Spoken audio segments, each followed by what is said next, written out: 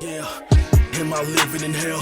Feel like I'm losing myself. My mind is in jail. Feel like the odds are stacked for me to prevail. Can't seem to recognize who I see. I look in the mirror like, who is he? Just want to shine like jewelry, but I'm stuck in the space when the room to leave. I'm sick of the rambling, sick of the babbling, sick of the fact that I'm battling.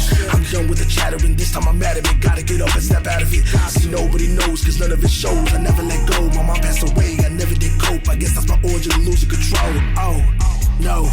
Maybe the reason why I'll never be who I could be. PTSD got me fighting a fight within me. Fuck her grace, heart on my sleeve. I'm still on my feet, refusing defeat. Digging down deep, wrestling me. Help me out, please. Depression ain't me. Soon you will see. You will see.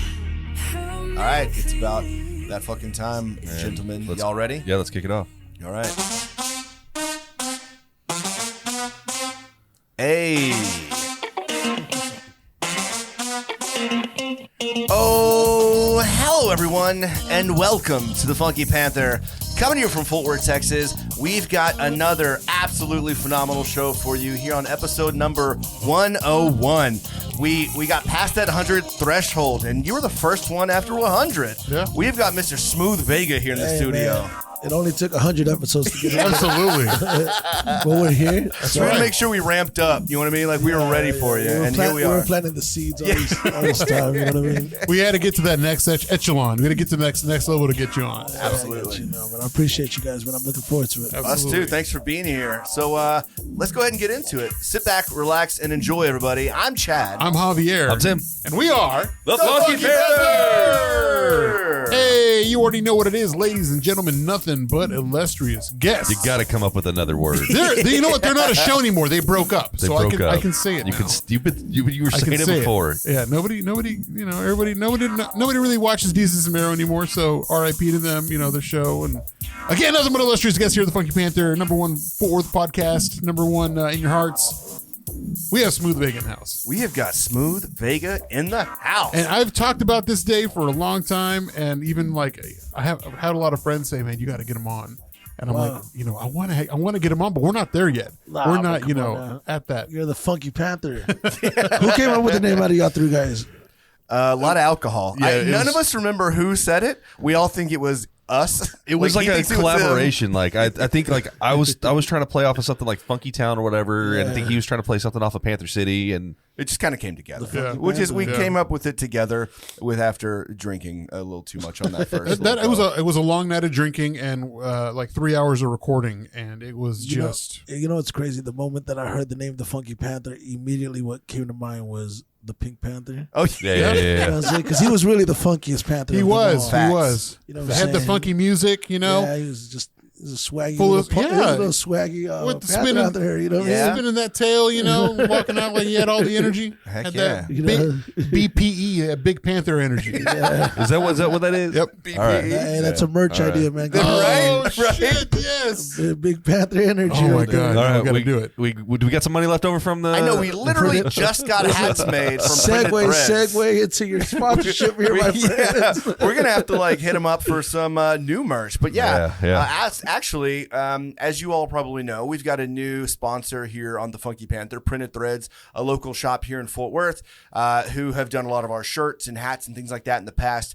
And they just knocked out some new hats for us. So look out for that on our Instagram at the Funky Panther. We'll be selling those here pretty soon. We got a gray trucker hat, a black trucker hat again, since those were so hot last time around. And we got a dad hat. I'm wearing a dad hat. We got a dad hat by popular demand. Yeah. We didn't have it before. We got a lot of people asking. So It looks got some good. dad I hats. think it's a nice hat. My head's too damn big for a dad hat, but you know what I mean. It looks This good is on you. this is a Grant hat, you know, because we're gonna have Grant on. Grant likes his dad hats, and we're gonna have Grant on at the Dad. Tulip show that's coming up. We're going to have Dad on. We're gonna have Dad on. You know what? I think I'm gonna call him Dad. But Call now him we Dad. got to get BPE hats made. That's just There it's you gonna go, be what Big it Panther is. energy. There you go, man. That's what we're on today. Co-signed by Smoothvega. Yeah. So we met you first this time last year at the Louapalooza. That was the first time we Yeah, had met man. you. We met XB Valentine that night as well. Man, that was a yeah. hell of a show. But that was the first time we got to meet you, and we've seen you. I don't know, a handful of times ever since. Like you're always at shows and doing the things. Yeah, man. Staying busy. Yeah, I think that was actually a really great event, the Louapalooza event. I didn't get an opportunity to attend this year, but last year was an amazing event. Oh yeah. And I got a chance to meet you guys. I saw a few of the other podcasters from the area, so it was really cool to connect with you guys out there for sure. You know, I'm a big fan of the podcast world, and I think it takes a lot of dedication for the creatives of our city to continue to do this, especially hit 101 episodes. You know, that's a big deal.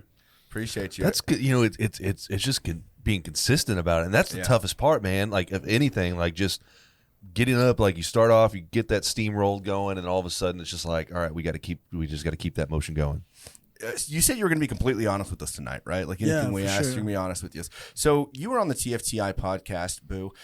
So when it comes to the TFTI guys versus us, which studio do you think is better? So let me kind of get into that real quick. So I did go to the TFTI studio, and if you heard the episode, it was good. It was very much. It's almost like telling, right? Because we talked about Backstreet Boys and NSYNC. Yeah, you did. So TFTI and the Funky Panther are very, very Backstreet Boys and NSYNC. Absolutely. That's right. That's a hell of a comparison, man. I'm here for it. There you go. So, I mean, it just depends on preference. Now, I like. In all honesty, I'll be completely honest. I like the setup that Jesus has over there. Yeah. I was gonna text him and tell him this, so I hope he doesn't get upset. But I didn't mean this in the wrong way. I think the audio could have been a little bit higher. But I like this setup a lot. This setup is really dope. It has more of a I don't know. I can't really express the feel, but it just has more of a certain, like a talk show feel, more like, in my opinion. So I hear you. Theirs definitely feels comfortable. I always look at theirs and they're sitting on the couches, they're enjoying themselves. Cool. I kind of want to do that. It's comfortable. You know what I kind of want cool. to do that. It's super cool. But you didn't know what to expect when you came around the corner, though. In here, did you? No. I mean, have y'all been to TFTI? Yeah, twice. Yeah, I have not. Yeah. Oh man, I haven't either. They don't invite the white guys. Just Javier. It's fine. I mean, they keep it nice and cold up there. It's a nice house. I'll tell you that much. I was very, very impressed. I was like, okay, so we're gonna walk in there. So if we're comparing apples to apples, their parking is better over here. We got a whole parking lot back here, man. True. And we always got to. And I don't know. Trying to tell you, it's always like park in the church. Yeah, because it's like the parking lot here. The city did a shitty job with the road so narrow. But let me tell you something. Their daddy don't own the whole block. Man, so let's just say that.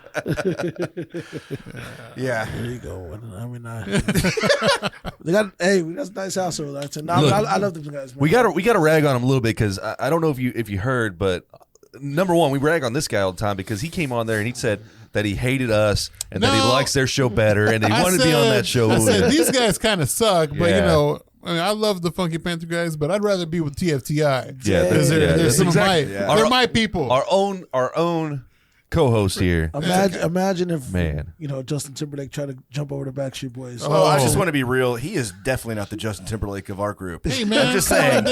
Just saying. That'd be crazy though, wouldn't it? Like you're more of the skunk hair guy. What was his name? The guy had the black and white. Chris Kirkpatrick. Oh my God, Chris Kirkpatrick. That's you. That's you, man. I can't even be freaking Joey Fatone. Oh, Joey Fatone. Okay, you can be Joey Fatone. Yeah, you can be. Everybody loves Joey Fatone. All right, so let's talk about what we did this past week. We don't need to get into individual stuff because we were already together, right? But I just want to take the time again to thank everyone that made it out to the TFP 100 at the Panther Island Brewing last Friday. It was insane. I cannot believe how much love that we got. We packed that bitch out. I mean, completely out. Yeah. And thank you to everybody. Like, it's not even worth mentioning each name because there were so many damn people there, and I was just gonna, mess it up and miss some names. But thank you, everyone that showed up and showed out. I mean, we hit up Nickel City later that night too. Just a hell of a night. I mean, the episode, meh, but the party. The episode was good. The episode was good. You were laughing a lot, but I laughed a ton. I was having a good time, man. It was one of those things that I didn't know what to expect. Yeah. I didn't know if we were going to have a whole lot of people show up. I didn't know. It was hard to gauge. I figured we were going to have our close friends show up, but then we had close friends showing up, and we had friends of friends showing up, and we had people that we hadn't even met yet. I mean, Mr. Chase the Dice, who is a loyal follower, he was there, came out and talked to us. He's on the chat room right now. So it was a really cool event, and I was honestly surprised. Yeah. I mean, we bought 100 cups, and we sold out. I mean, not sold out; they were free, but like we were out of those fucking cups like that. Yeah. I mean, people walked away without even getting one, so we had to have at least over 100 people. I've got one of those things. I've got that imposter syndrome, right? I feel like we're not that good. Like, why would you come out and spend? But then they show up, and I'm like, man, this doesn't feel right, but I'm so happy about It's it. that forward love, man. It is. We're just very fortunate. And thank you. Shout out to everybody that made it out. Sincerely, it means a ton to us.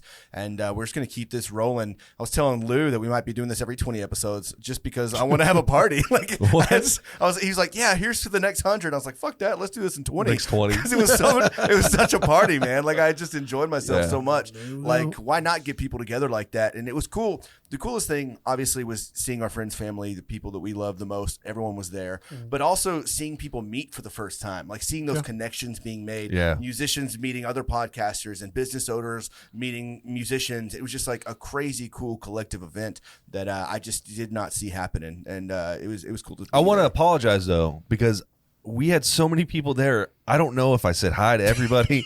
Like, I really don't. And like, I'm sorry, like if I did not say hi to you and that broke your heart, then my apologies. I think they're fine. Okay, well, good.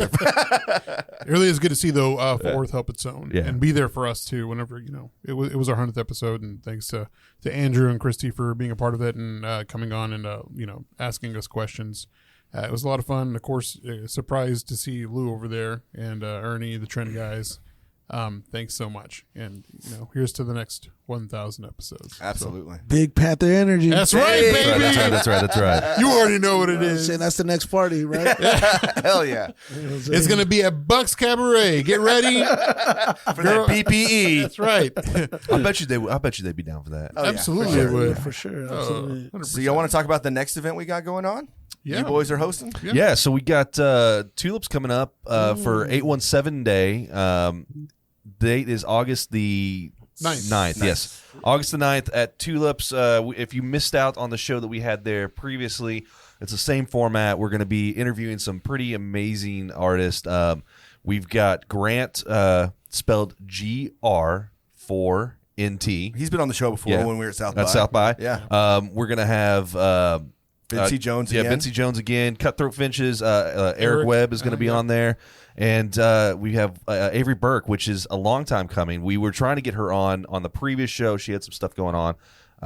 Couldn't happen. So now we're going to actually have her on, which is going to be amazing. And you've had a song with Avery Burke. That was a great song. Yeah. I appreciate it. Yeah, I was about to say, I don't know how long you guys have been up on Avery, but Avery's amazing. Oh, yeah. Yeah.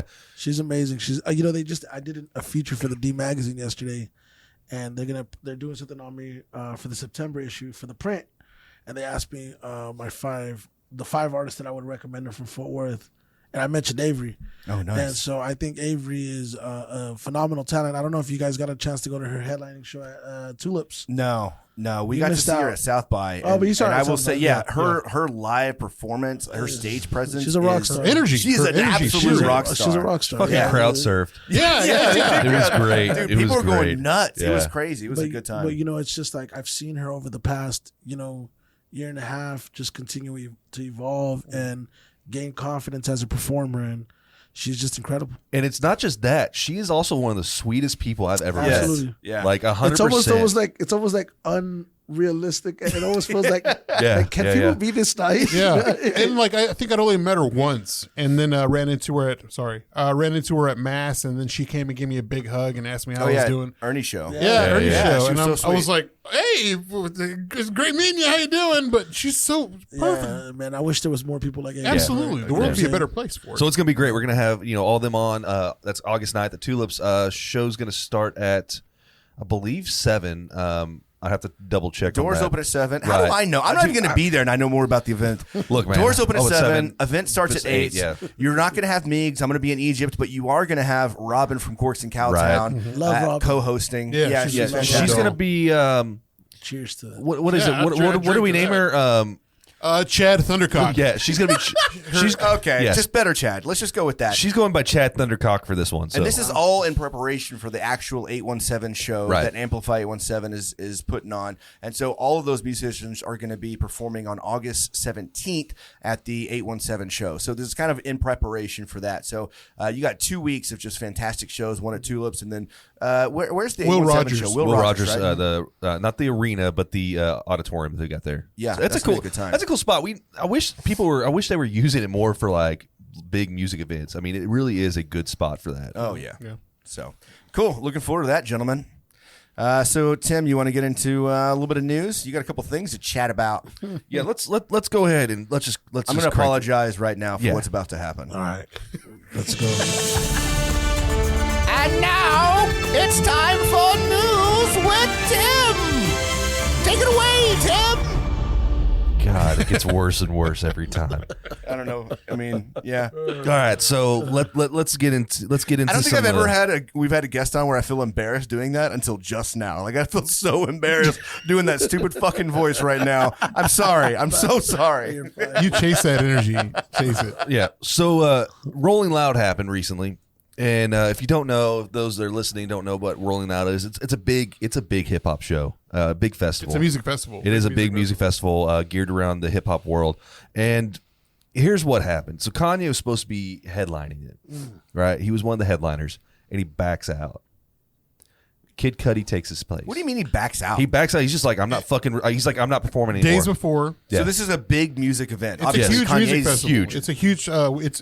It's bigger than ACO. Yeah. Really? Yes. Yeah. Okay. It's cool. I must be an asshole. I've never heard it. Like I wouldn't say Coachella, but it's definitely Coachella-esque. Yes. That's Okay. kind of what the same general. Yeah. Where'd you say it Miami? was? It's like Miami. Yeah. So, They do it in different states. They do it in New York as well. Okay, got it. So it's not a single location. Yeah, so they bring Kid Cudi's now going to headline, right? So Okay. Kid Cudi gets on stage, and as he's starting to perform, people start heckling him and start throwing water bottles at him and everything else. And he's At Cudi? yeah, and what did he do? And Oh my nothing. He gosh. got up there to perform when Kanye fucking said, "I'm not performing anymore." Oh, that's jacked up. So he gets up there and he performs, and as he's performing, he's getting shit thrown at him, and he stops the show and he's like, "Look, if y'all throw one more thing at me, one more thing flies up here, I'm done. I'm walking off the stage." Like he's there to perform. He's there to have a good time and give everybody a good time, right?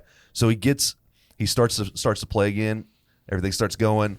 Fucking water bottle comes flying up, and he's just like done. Drops mic, walks off. Right.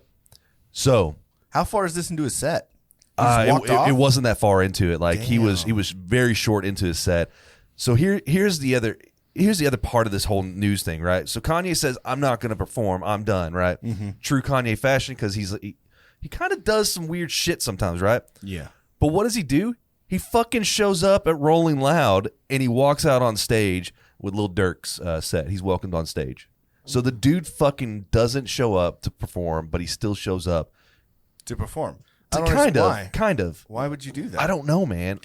Dude, I don't know what's going on in Kanye's mind. what do you think about artists that do that? Like just cancel a couple of days before? Does it depend on who it is? Or I mean, what's You know what? I mean, that's kind of a subjective question, I think, for me, because I come from being a promoter and booking talent, right? So, when I hear what he's saying, by the way, as far as Kid Cudi's concerned, the first thing that comes to mind is Jesus is probably going to be really upset that people are throwing stuff at Kid Cudi. I mean, Right. do you blame him? Do you blame I Kid absolutely for, don't blame him at all.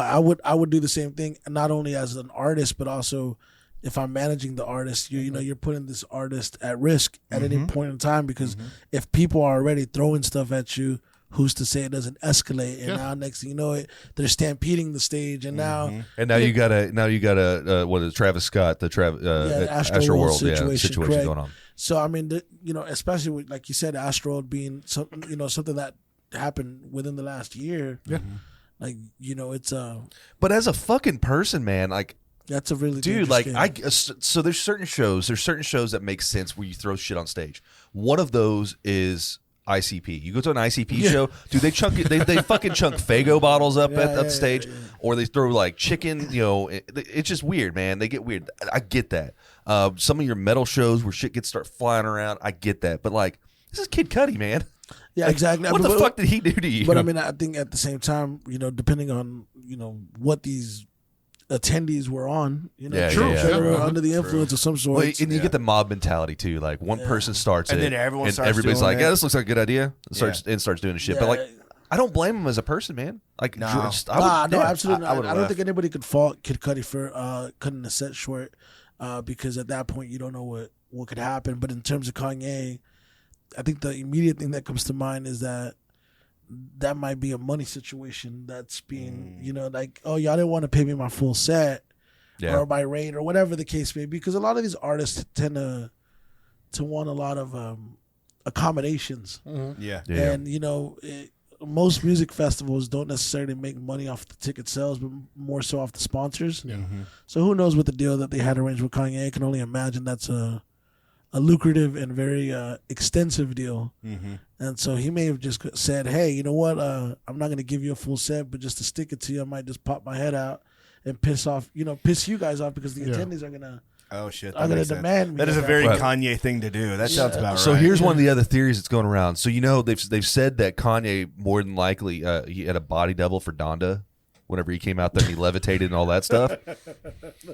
and there's other, but see that, and that's the thing is there's other fucking artists who have used body doubles and stuff. Billie Eilish used a body double at Coachella. She dressed one of her dancers up, made her look like her, put her up on stage, and then Billie walked out wearing like construction stuff and looked like she was part of the show production.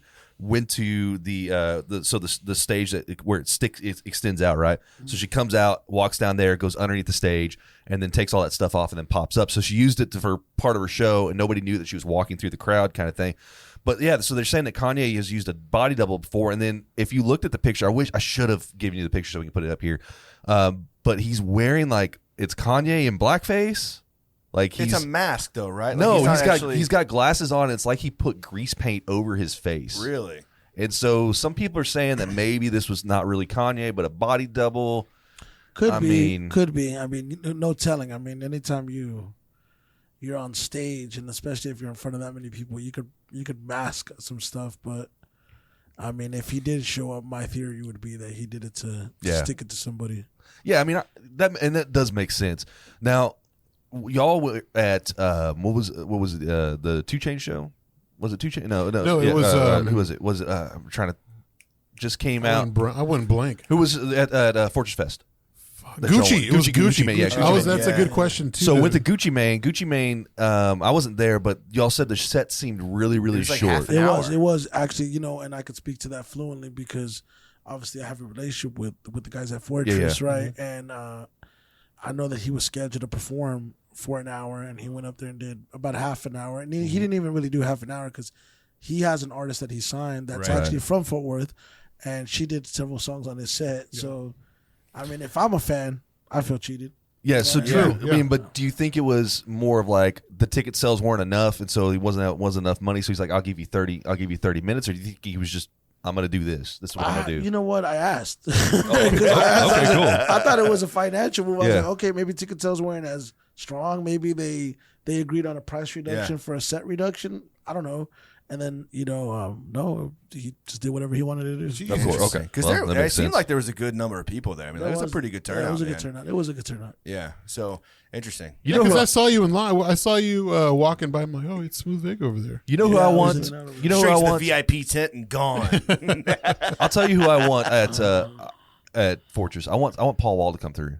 Paul? Yeah, that'd be good. That'd be a fun time, man. I've been wanting to see Paul Wall perform, and I missed out on it. Missed it. I do. You left too early. I had to leave. I had to get home. He came out, did his show, had the song with Lou that they've got together. I know. You've done a bunch of songs with Paul Wall, right? More than one. Yeah, Paul's a really good friend of mine, actually. Yeah. So I talk to his manager every day. Dude, the guy seems so genuine. He is. Like, he seems like just such a nice dude and has done so much for the hip-hop world, but not even that, but also for his community down in Houston, too. Yeah. So it just seems like a stand-up guy, and I think people, don't quite realize that. And, I would love to see him perform, and I'd really like to sit down and just have a conversation with the guy. I'll be honest with you.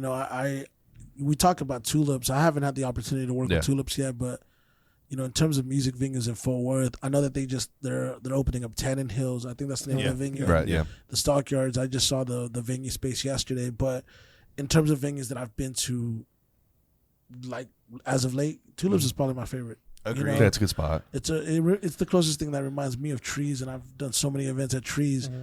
But I would love to have Paul Wall at Tulips. Is what I said. Why I said that, and it's funny you mentioned that because I'm actually trying. I was trying to have Paul Wall come out on September 9th, where we're going to do a show on September 9th here in Fort Worth. But the thing about it is that he's doing an event at Toyota Music Factory. You're right. And he has a big festival. Right? Yeah, and they put him on a radius agreement, so he can't do a show. I think maybe 40 days around that date.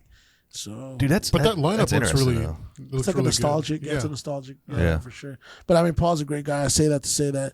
I mean, we've worked with each other for a long time, and I don't really consider a lot of people mentors in this music industry. Not to say that me and him have that type of relationship, but he's always been super encouraging for as long as I've known him, and has always been super.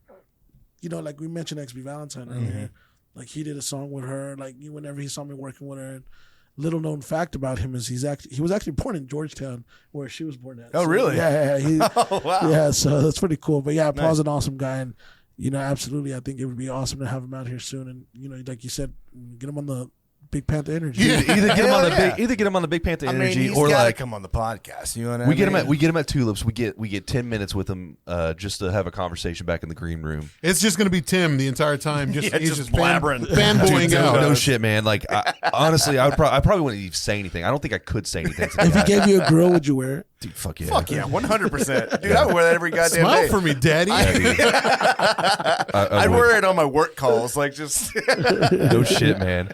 That'd be hilarious. Be on the fucking ambulance. Hell yeah. I would rock a grill. I'm here with you though on Tulips. Like I think that Jason's done a really good job at that place. I really like that whole like welcome home thing that they've got. You know what I mean? Like it just I didn't even know that was a thing until we got to do a little show there with some musicians there one time. And he was like, "When you're here, you're home." Yeah. And I was like, "Well, when you're here, you're family."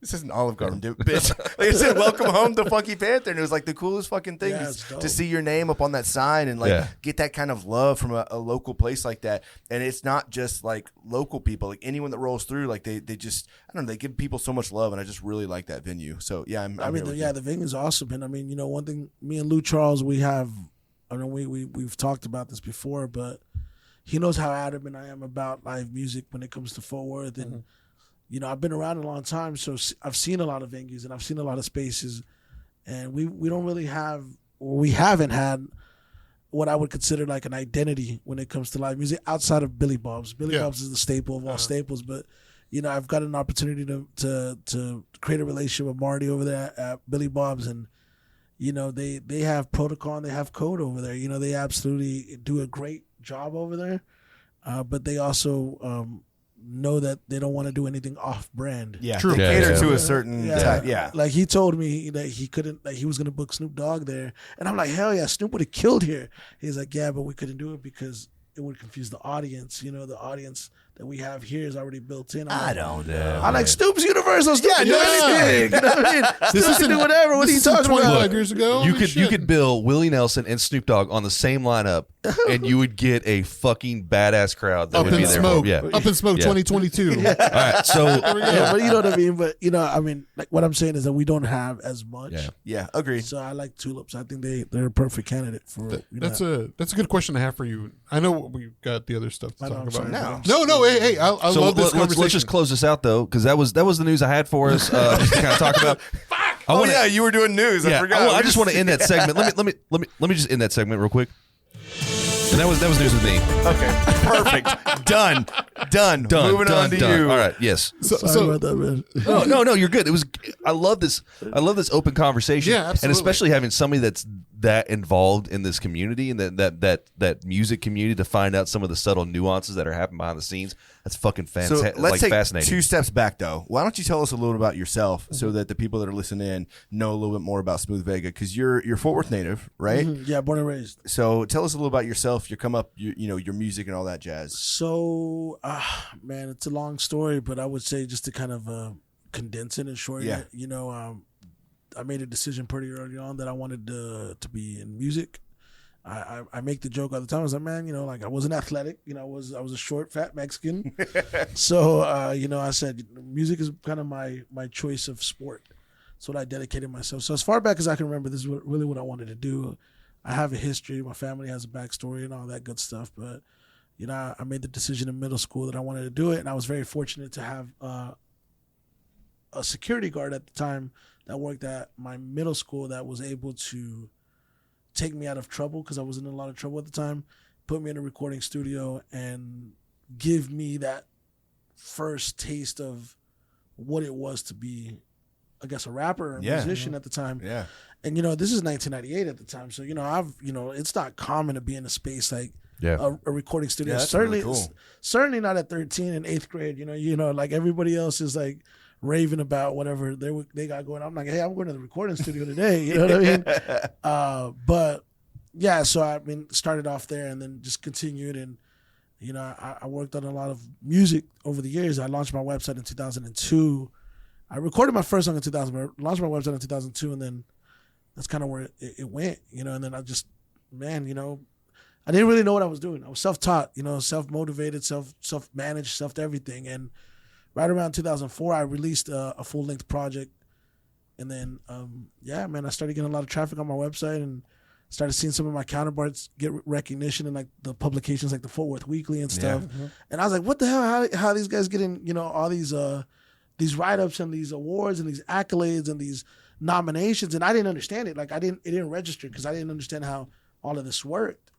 And so what I did was, at the time, my website's getting a lot of traffic, and I was starting to get a lot of like a little bit of fanfare, I guess you would say.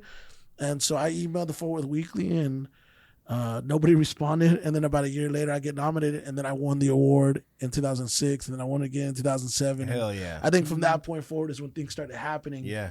And eventually, all that led for me to transition into doing my own events and becoming a promoter, and the story continues on and on. There's a lot more to it, but right, yeah, it's kind of like the foundation. And now on your website, you've got some of your accolades out there. Class of 2019 Fort Worth Music Hall of Fame, correct. 4-time award-winning recording artist, president of Premier Live Experience. You got all sorts of shit, bro. Yeah, like, you're all over the place. Yeah, I mean, there's a lot of stuff that I do now, and I think just kind of the backstory of being a musician and starting as a musician, and at my core, that's what I am, right? But it was tough. You know, it's tough being a minority, you know, and coming up in the music scene in a town that wasn't really predominantly known for hip hop at the time. Yeah, I mean, there was a lot of history. There's a lot of rich hip hop history that's here in Fort Worth. But when I was coming in, you know, being Mexican, it was kind of like, what the hell? Like, this isn't common. So I remember encountering a lot of things. You know, specifically, one of my favorite memories that I like to share is that at the time when the Ridgely Theater was owned by Richard and Wesley. Oh, man. Yeah, that's way back. Yeah, okay. man. So I went to the Ridgely Theater, and I used to go as a kid. Yeah, As a kid, same. I used to get dropped off, and I used to watch movies over there. Like, it was a cool spot, you know. And I remember going there, and the marquee was just like, to me, that was like Madison Square Garden. Yeah, like, yeah. And I'm like, oh man, this is so cool. I want to see my name on the marquee one day. So whenever I got done recording my first EP, I remember I recorded it on White Settlement Road over there where Trend is at now. yeah. The old Sounds Great Productions. And I took the CD and I went straight to the Ridgely. And I'm like, hey, I want to do a show here. And at the time, I'm 17 years old. Right. So I'm giving them the whole spiel about how I want to do a show here. And man, they just let me know, like, hey, man, if you're going to do a show here, it's going to cost this much. And we're going to have 8 police officers. And in their mind, they were doing no hip hop at all. So I think they had a very old school mentality, and they viewed hip hop as if it was still the 80s NWA, fuck the police. Right. You know what I mean? Right. And so I just, you know, it took time. It took time to understand how to operate, how to maneuver in the space, and eventually kind of grow with the scene. That's so crazy to me, because I remember seeing so many like insanely hard rock metal bands at Ridgely. Yeah, they were the worst. Way worse than Dude, fucking I saw Pimpadelic. Yeah, I remember that. I mean, They come were on. nuts. Yeah, Yeah. that's kind of bullshit. But yeah, I mean, But at the time, they didn't know. And to their credit, to Richard and Wesley's credit, I'm not sure if Richard's still alive, but I know Wesley passed away several years ago. They eventually gave me a chance. yeah, And they eventually, before they changed ownership, I did a few shows with them, and they loved me. Whenever on the way out, they loved me. Like Wesley would always call me Smoothvega, you know.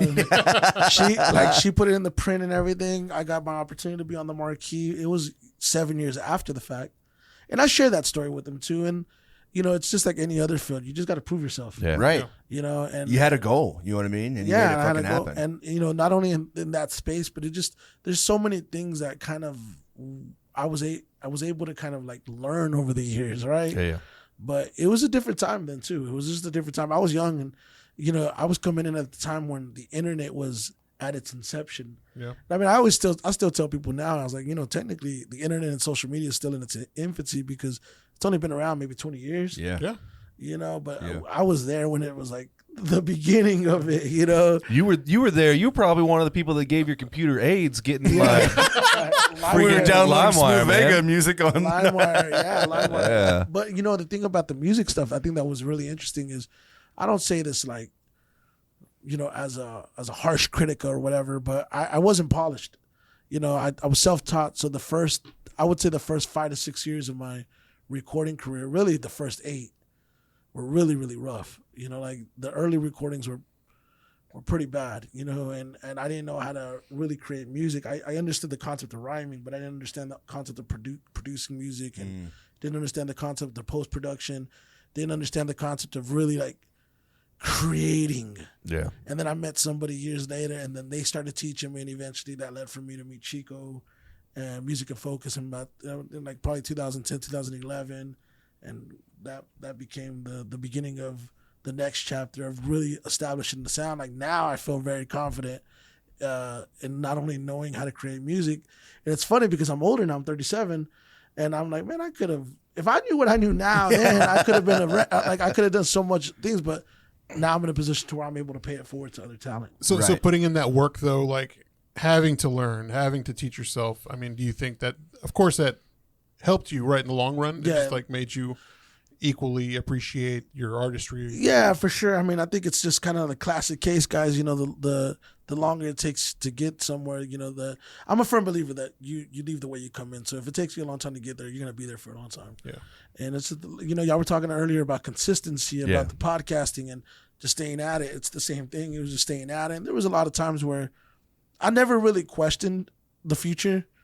I knew that this was what I was going to do in some capacity, but I was just very like, okay, it's happening slower than it needs to. Yeah. And then throughout the years, like I was able to witness certain things firsthand. You know, the first Fort Worth Weekly Awards that I had ever attended in 2006, when I won, Maren Morris was nominated and she won. Wow. And I remember seeing her perform and I was freaking just floored. And I've shared this publicly on Twitter. I said, you know, the same feeling that I got watching Maren is the feeling that I get watching Avery, right? But what was really crazy about the Maren situation was after we won the award, there was an artist that was upset because there was another artist that was nominated in the same category as me and in the same category as her. And I don't remember, she was like a female rapper. And so when me and Maren won in our categories, this girl goes online and slams both of us. Wow. No, which was really cool. Let me tell you why. Because I was able to create a relationship with Maren's dad out of that. And so the next year, we get nominated again, and now we're campaigning, and I'm all over my MySpace page at the time.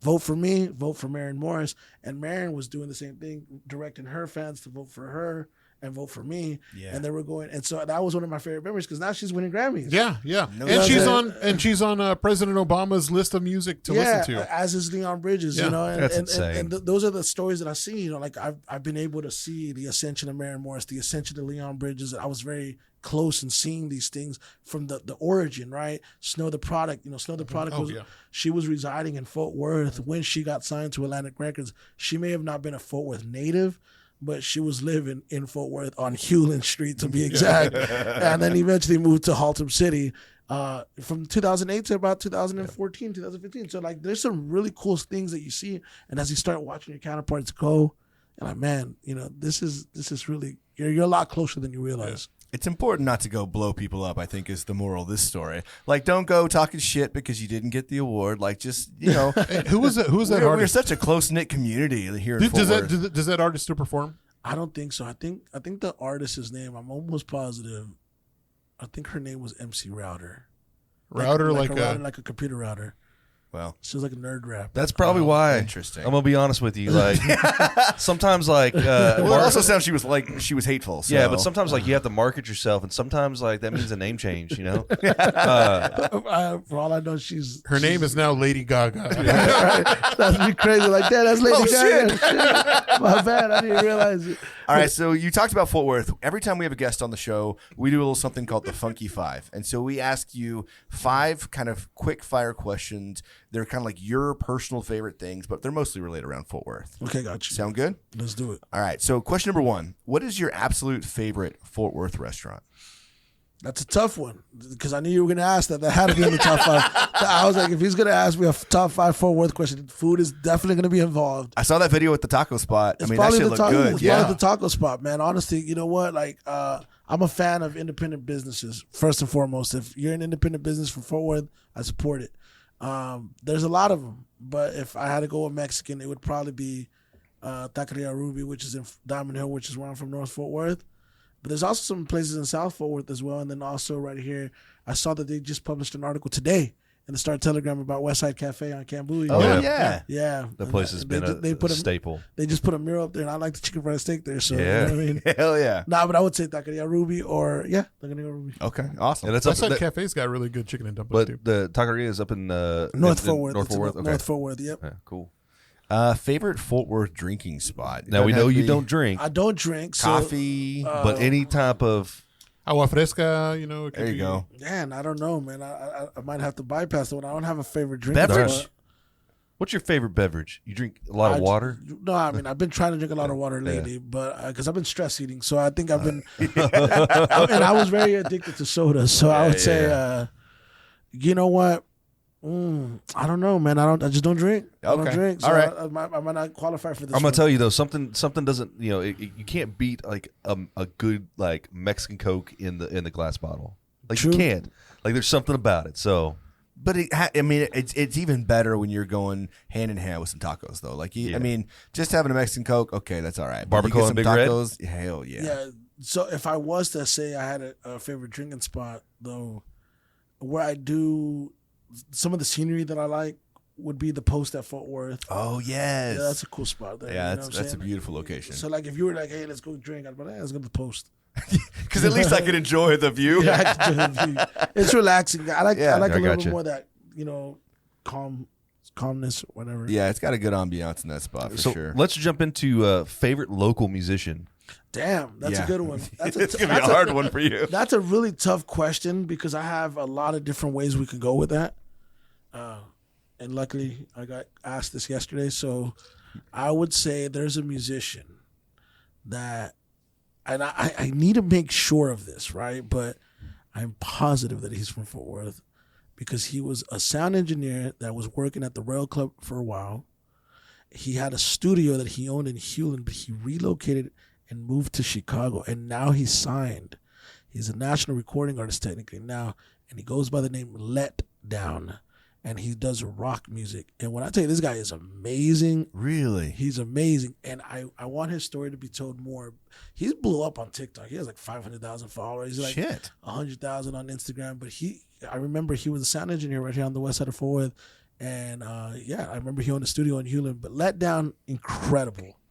Incredible. Now, if for whatever reason, Google check this if he's from here. I'm working on it. If for whatever reason he does not qualify and we disqualify Let Down out of this conversation, I was gonna look him up on Facebook and be like, hold on, does it say he's from Fort Worth? Now, let down, don't be let down if Hey, Don't let me well down. done. You know what? He doesn't have. I have a I'm on question. his website right now. I have a question about that real quick though, because we were having a conversation with the Trend guys not too long ago, and they were talking about like growth and how musicians, podcasters, if you have a craft or something like that, it's good to know where you're from. Obviously, we all have got some serious love for our city. But they were talking about the fact that you've got to make a name outside of just your city too, right? For sure. Do you think that is something that you absolutely need to do as a musician to kind of step your game up? For sure. Now, before I forget, Avery Burke would be the other one. Okay, all right. I'd have to say Avery right now is she's on fire. And Amazing. She's amazing. But there's more than that. Just for the record, Andrew Sullivan. Oh my gosh, have y'all heard Andrew? Have y'all heard Andrew Sullivan? Yeah. Andrew Sullivan's a bad man too. All right, sorry. So the question is: it important to go to outside of the city to have success? I think yes. I think it is. I'm sensitive to this question because I've had hip hop talent, specifically hip hop, that I could speak to in this case, that will relocate and they will move from Fort Worth, and they would go to another city. And I've seen a lot of people do this. They'll move to like Atlanta. They'll move to Los Angeles, in hopes to get the opportunity that they feel that they're not getting in Fort Worth, right? And I'm like, well, man, if you weren't, like, respectfully, if you weren't a factor locally, in this city, Right. you're not going to go to a bigger city and become a factor there because you still have to learn how to operate and how to maneuver and how to. I mean, and those markets are so saturated, and they're competitive as hell. Like they're competitive as hell. But if you're a hustler and you're someone that knows the importance of just relationship building, and knowing how to create a relationship and knowing how to really articulate and verbalize, you could survive anywhere and you could do really well in bigger markets. So Let Down, I just looked it up. His name is Blake Coddington. Yes, correct. And according to his Reverb Nation and Zanga, pretty much, we're talking SoundCloud here and Reverb Nation, alternative music lyrics and videos from Fort Worth, Texas. And then he nailed it. He's like, and then my name is Blake. I own a studio. This is on SoundCloud. I own a studio in Fort Worth, Texas. I love to record, mix, master, and produce music for anyone and myself. Drop in, let me know. Nice. Okay, so before we leave this interview, I'm going to play at least one song from it. I just want y'all to check them out when y'all get a chance. Okay. But, Yeah. Let Down is amazing. I'll have to check him out. I think when I was talking about the Trend guys, they were not talking about like living in a place. I think they were talking more about just doing shows. Because I know Lou went to like California and they fucking loved it. Like he just went boom out there. Like I think I mean that's kind of I think where they were going. And I was with there. I was there at the events. Oh, were you? Lou. Yeah, I was there with the events with Lou. Was it as big of a deal as he said it was? No, he said it was an amazing show. No, it was amazing. Okay. We did 3 cities actually. I was with him. We rode from Santa Cruz to Berkeley, and then we ended up doing the last show was in Pomona, and I know he did great. Yeah, he did great in every city, but he did great in Berkeley and in Pomona. But I remember just vividly going, man, he crushed it in Berkeley. And that's a whole new group that you have just now gotten to start following. Man, you know, and that Berkeley show is right on the UCLA campus. Yeah, pretty much. So yeah, he did amazing, and me and him had several conversations about that. Whenever you're able to do shows in different markets and you're able to be exposed to a new audience, like it's very important. I think you need to tour. You got to. I mean, you can pigeonhole yourself here in Fort Worth, or you can pigeonhole yourself anywhere wherever you're going to be at, right? But if you're not touring, you're not getting out there. But look at like the TikTok stuff that's always happening, man. You've got bands that like I never would have heard of probably, and then I scroll and I come across a song that I really like, and I'm like, who's these people? You know, and then they blow up and they're getting radio play and everything. So it's no longer. It seems like in the industry, it's no longer like having to like. Here's my demo. Here's my demo. Like in the back in the old days where you're having to give those demos out and all that stuff. If you do something, you can have that viral moment and all of a sudden just that's kind blow of up. My perspective is what you just said, which is like back in the day you used to have to physically record music and then physically send out a CD or physically hand someone a CD of your music or a tape for your demo.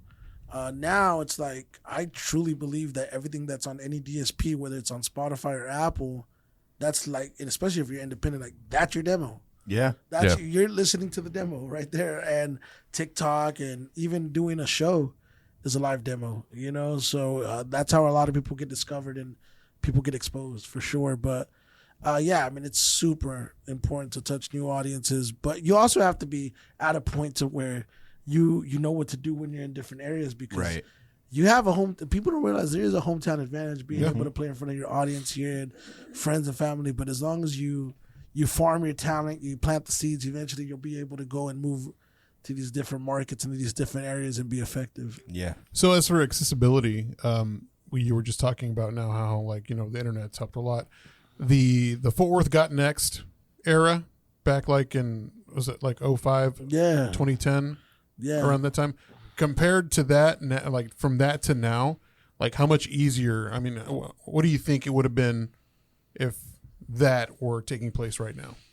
Like how the Fort Worth Got Next year is so interesting. That's actually spearheaded by my brother-in-law. My brother-in-law started that whole kind of movement, and it was cool. I think the difference then to now is like you mentioned. There's a lot more people that are willing to welcome us in now. It wasn't like that for so long, We didn't have a Visit Fort Worth. We didn't have a Here Fort Worth. We didn't have someone as awesome as Tom Martins. You know what I mean? Yeah. We didn't have Tulips, The Post, Mass. There's so many things now that are just different. And Fort Worth is operating different as well. We're the 12th largest city by population in the United States. We're the 6th largest growing city in the United States. I think we're starting to kind of let our nuts hang finally. Like, yo, we got Dickies Arena. And that's What's up? and that's the clip right there. We got BPE here in Fort Worth. Yeah, we got Big Panther energy for sure. I mean, no, but for us, I really feel like we're letting our nuts hang finally. Where now you're starting to see Post Malone announce a tour. Hell yeah, he's going to play Dallas and he's playing Fort Worth. Right. You know, Bone Thugs and Harmony just announced their tour yesterday. They're playing House Blues Live Nation Dallas.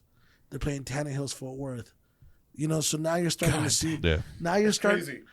Because for so long it wasn't like that. I'm like, yo, what the fuck? Like, we have to drive our happy asses an hour out to Dallas. Not anymore. And it's like, see, I'm a believer. Like, yo, Dallas, they'll draw everything east on, north, east, south. You know, Weatherford's not really trying to go to Dallas. You know what I'm saying? Like, right. Like, you know, Weatherford will drive to Fort Worth. Burleson will drive to Fort Worth happily. You know, they're like our extended arm. You know, so it's like, to me, we're seeing a lot more of that now, you know, and that's a big difference because we just didn't have that.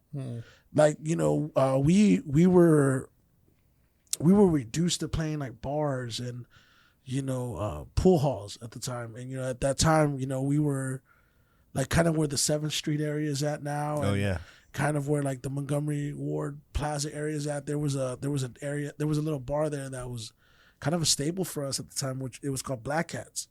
And it was a pool hall, and it was a little hole in the wall. Yeah. But a lot of us got an opportunity to play there. Now, man, I mean, Lola's eventually, you know, was opening their arms to hip hop, and just so many things that came around. The Grotto at one point, the Cellar.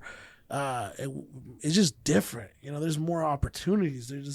And it's a beautiful time to be an artist. I think for some of the younger guys that are coming in, I don't think they realize how fortunate they are to have some of those resources that, quite frankly, we didn't have. Now, on the opposite side, we were forced to work for everything that we got. And those guys were forced to physically have to, like, in order to win you over, they had to physically put product in your hand or physically play in front of you so everybody knew what the assignment was in order to get to that next step. And I believe that grit and determination and hard work that was instilled in some of those guys can't be matched by some of the new guys. Because you know what I compare it to, guys? I don't know how much you guys are sports fans, but it's like the old NBA versus the new NBA. Like, the new NBA is a lot more athletic. It's a lot, you know, people are making freaking points from half court at ease now.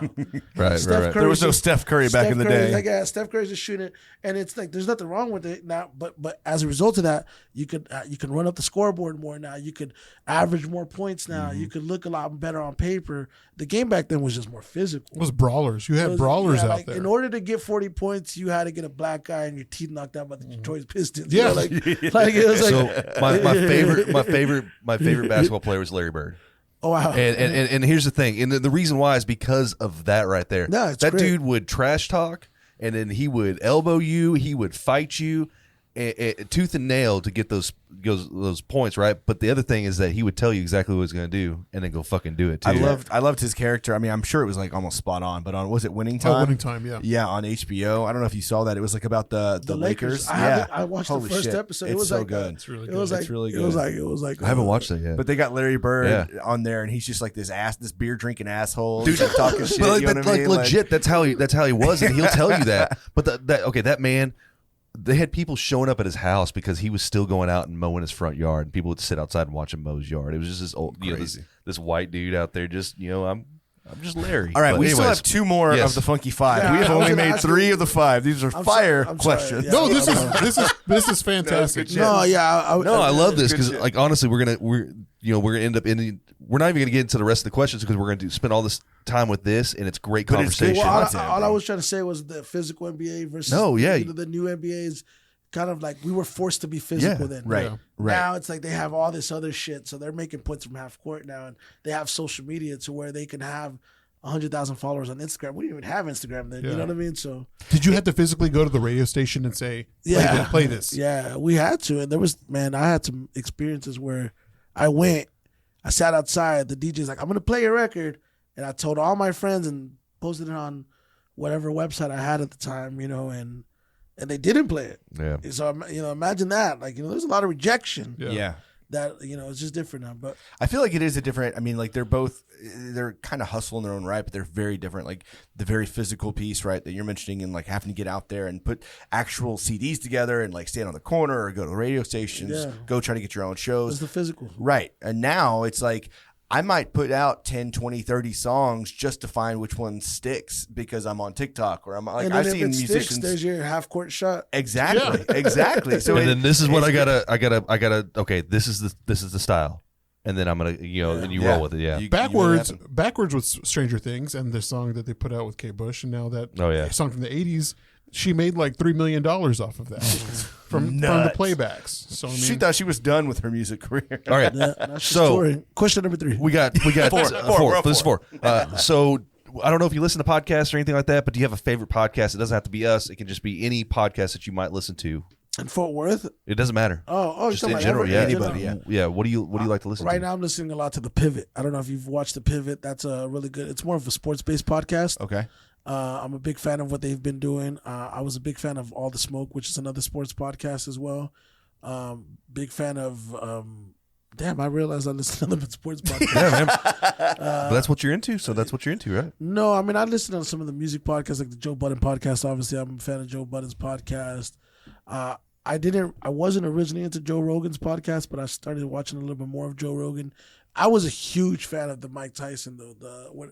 When it was him and the other guy. Him and Tom Segura. Mike Tyson, Tom Segura, and Joe Rogan. The hot boxing with Mike Tyson. Oh, yeah. He had that, didn't he? Yeah, that one was really cool. They had some good interviews. But I'm more into like the real like deep stuff. Now, the one that I just started watching, the podcast that I just started getting onto is, I don't know if you guys know Eminem's daughter just started a podcast. She just, I heard about that. It's just a little shady. Yes, I was like, that's a pretty quirky name. That's perfect. So have you watched any of Steve-O's? So Wild Ride with Steve-O, check him out. He's got some short, you can watch the whole thing, but like just YouTube, look at some of the short stuff because he's got some pretty cool people who come through. And he's got some pretty cool stories, interviews, and stuff like that. That's one of my favorites right now. Chris Jericho's podcast, Talk Is Jericho, was cool. And then there was another one that I had heard that I was... Chris Jericho's got a podcast? Jericho. Yeah. Actually, he was probably one of the top 5 rated there for a while. Really? No shit. Yeah. I have to check it out. You still play with Fozzy? He's still playing? Yeah, he's still playing Fozzy. music? And then last one was the Rick Rubin podcast. He has a podcast that he did. I remember I heard his episode with Andre 3000. And that was a really, really great episode. So I'm, just different. Cool. Just depends on the day. Do you listen to sports radio at all? No, I don't. Okay. My sports radio is like FS1 when I watch like Undisputed with Skip Bayless and Shannon Sharp. So you're anti Stephen A? I'm not anti Stephen A. I actually like Stephen A. and Skip Bayless's chemistry. Yeah. But I didn't, and I was a big fan of Max Kellerman because I'm a boxing fan. Yeah. Oh. But I didn't realize how much I really gravitated towards Skip Bayless' style of like his just style in general. Yeah. So I feel like he's the anchor because he's made Shannon Sharp just as good as Stephen A. Stephen A. Yeah. So I'm a fan of Undisputed more than First Take. Did HBO fuck up by getting rid of boxing? Oh, hell yeah. But you know what? I would say this, like, I don't want to say they fucked up. They did the best move financially for them because it's expensive to host it and they weren't making any money. Yeah. But what I will say is that nobody's been able to touch the production value that HBO has been able to present for boxing since. Did you know the last fight Max Kellerman called was the one from Creed 2? Damn. Possibly. He was at the last telecast, though. He was. Well, technically, like, when you think about, like, the last showing was, he was on Creed 2, and they're like, that's the last fight they, was an HBO production. So last question. All right. I'm going to paint the picture for you, okay? Mm-hmm. So this is pre-Netflix, pre-all that stuff. You're sitting down, you got your TV on, you're sitting there scrolling through, like, channels or scrolling through that TV guide that was on DirecTV or whatever, and you see this movie, and it's like, it doesn't matter where it's at in the movie. It's not one that you can just start at the beginning. It's on, right? But it doesn't matter. You're going to sit down and watch that movie no matter where it's at. What movie is that? Rocky? Yeah. Like the first one? The Rocky, yeah. Yeah. Rocky's my favorite movie of all time. Easy. But the first one is the first one, though? Rocky, the first one is my favorite one. It's untouchable. Yeah. So what's his face? Sylvester Stallone is he's actually kind of mad about the whole Rocky situation right now. I didn't know that. So he wants Man, breaking news, right? So Did we go back? Bring the music back. No, please don't. Chad, we need you to do your voice. No. So Sly's wanting. He wanted the legacy for his kids, and he doesn't own any rights to Rocky. That's even insane. right. So he's kind of trying to fight for that right now because he wants to leave something for his kids whenever he dies, especially with like all those movies that are kind of making these, resurgences, like Ghostbusters and all that stuff that's happened. Yeah. So that's what he's hoping would happen, but he literally has none of the rights whatsoever to Rocky. That's crazy. Yeah, He, Sucks, I mean, man. he's, And he he is wrote it. Rocky. Yeah, he did. He wrote it. He wrote and it. he demanded to star in it, or he Yeah, wasn't they gonna. were. They were trying to get I think who was it?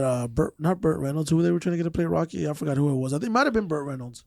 it wouldn't surprise me for that time Really? period, like Burt Reynolds or what's the other guy's name that's Ray Liotta, maybe. I think. got the mustache too. Burt Reynolds, and there was another guy. I wouldn't. Whatever. Anyway, But yeah, no, I mean, the man had to make softcore porn Yeah. to finance that movie. So I think like whoever's his production company was or something along those lines. I think they're the ones who own Erwin the, Winkler was the guy, the production Yes, guy. he owns the rights. Yeah.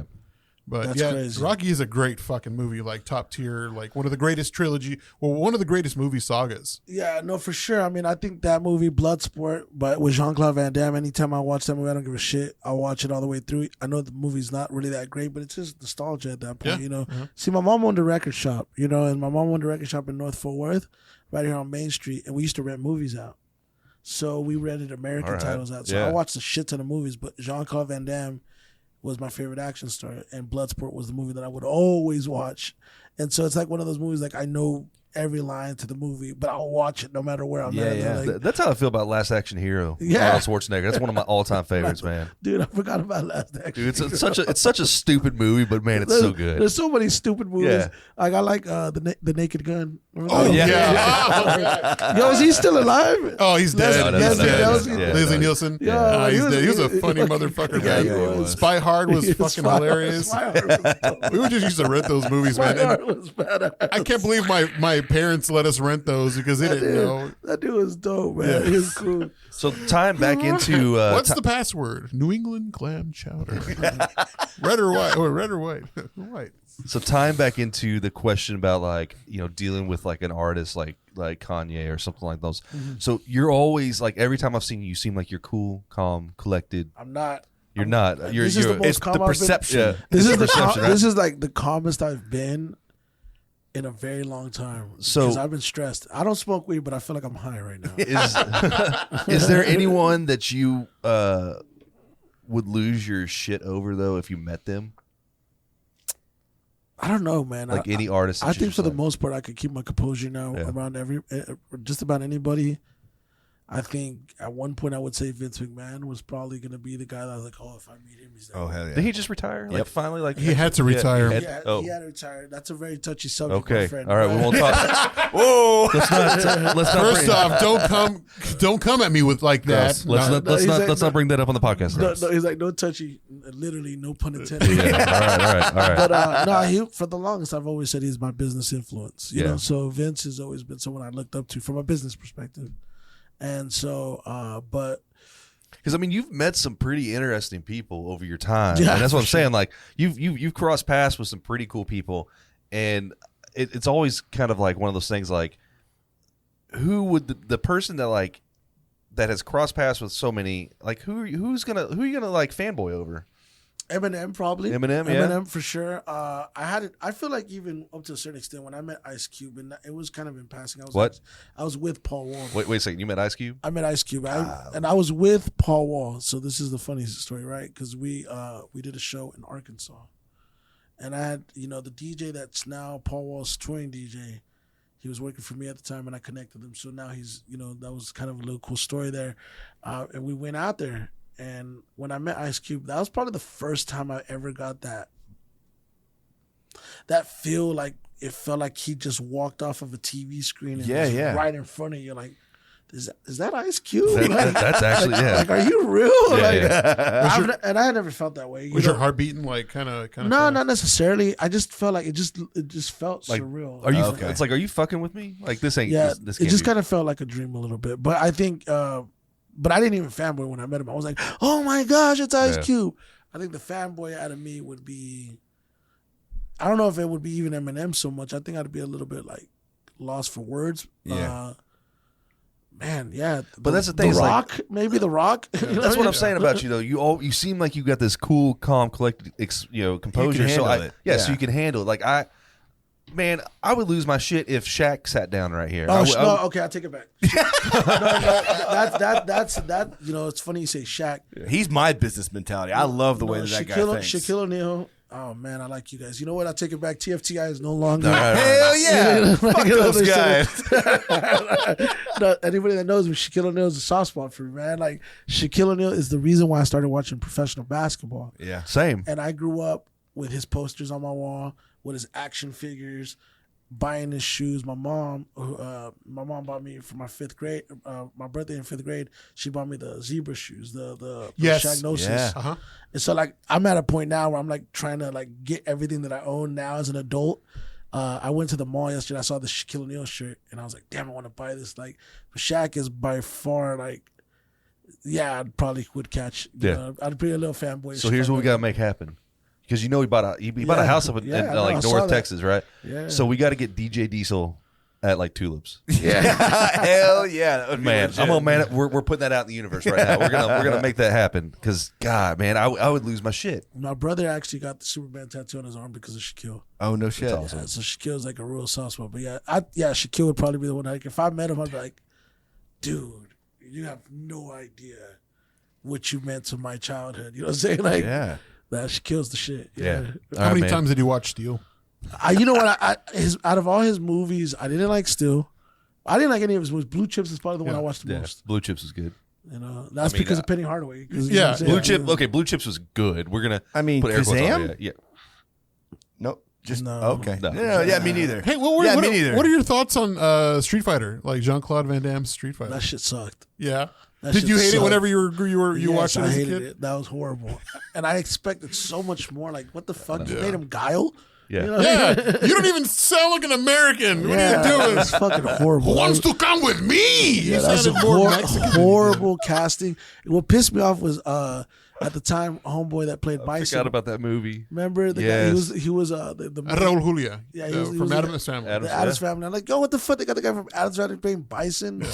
Like that shit was horrible. That was a horrible movie. Who was your character that you played with on Street Fighter? Ryu, always. Always, dude. I was either E Honda or I was Or Blanca, 'cause you cheating because you could motherfucker. and I had a Sega, so I had the Sega and I had the controller with. it and it just keeps I had the turbo, electrocuting? so I could sit there and it's flip the fast. switch. You know how yeah. y'all talking about Kids right with now? money. Fuck those kids. You know how he's talking about right now? He's like, if there's a movie that you watch, no matter what, you'll stop and you'll watch it. Like, if I see Street Fighter anywhere, I will make sure I stop and I'll play it. I will always do it. Like, I Yeah, don't care. man. Like, if there's a Street Fighter arcade at Tulips right now, we're stopping the show and we're about to go at it on Street Fighter. Hell yeah. Yeah, You know? We dude, I should- love it, man. I love it. Still, though, that's a shiesty move to pick E Honda or Blanca. Because I know. I'll beat the shit out of him either way. Hey. You know what I mean? That's the challenge. I liked would. Vega. Oh yeah. Yeah, climbing up the fence. Everybody Yeah. would say, like, where'd you get Smoothvega from? Was it because of Street Fighter? I was like, no, it wasn't. But that's funny. He's like, but it kind of was. No. I never liked Vega. This is what's great is because we're all about the same age, Yeah. so we've got that same like we grew up with the same stuff, which I love because we can actually talk about it. You know. But now we have adult money, we can afford it. Yeah. Because we couldn't afford that shit growing up. You know, it's hell funny no. that you talk about adult money, right? So whenever I was a kid, I used to go to the store and I always wanted like the junk food, the snack foods, right? The ice creams and the shit like that. Yeah. Now as an adult, I actually act on it. You know what I'm saying? Like I'm like, oh, I always wanted that snack. So I'm making up for all that time that I was a kid. I'd buy and it never fails when I go to the convenience store. I have to buy some shit that I wanted as a kid. It's so fucking That's weird. funny. You know what's funny? I'm the opposite. Like, I feel like I still can't buy those things. Like, I am a grown up with grown ass money, and I'm still like, no, I probably shouldn't. Not because my weight, because obviously I don't give a shit, but like I can't afford it or something. Like, it's just like one of No, those things that seems so distant still. It's very rare. I didn't have get a candy at the I didn't have a convenience concept store. of like money as a kid. And so, like, I would tell my mom, Well, like, no, you had the controller with the speed thing. Of Dude, course you fucking did. No, asshole. I saved up my money I saved up my allowance for a fucking year. You got allowance? Yeah, man. What the fuck is that? Jesus Christ. Like $5 or whatever. It wasn't anything, man. It was like $5 or whatever. I saved up money. I did whatever to get the money. I saved it up for a year to buy that Sega Genesis. How about that? How about that guilty pleasure? I bought it at the Best Buy. Because mine was like paletas, like you get outside of church. Yeah. You know, I would always, we can never get those. Dude, that's And the best so thing about I would living in my always neighborhood. Go to like the paleterias and. I don't know what it's just anything, bro. If I see a fucking, you know, did you see they discontinued the Choco Taco? Tacos? Yeah. That's Like, sad. you know what I'm saying? I know. I saw somebody just posted on my feed. What was it? Which restaurant? Which was it? Taco Bueno that had that? No, they had them on. Like you could get a Choco Taco.